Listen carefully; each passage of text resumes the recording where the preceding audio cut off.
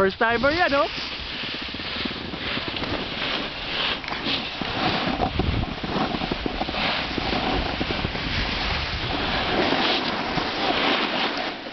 I caught that. Okay lang? Masakit pero masakit na yung ano. Basta ano lang, sa umpisa talaga meron chance na bibigla yung ano magka-catch. Basta relax lang, huwag maging ayan, ano masasabi mo? Ayos. Ayos ang first time. November 15, 2008. 2008. Hindi ko alam kung anong oras na siguro mga ano na 10 o'clock.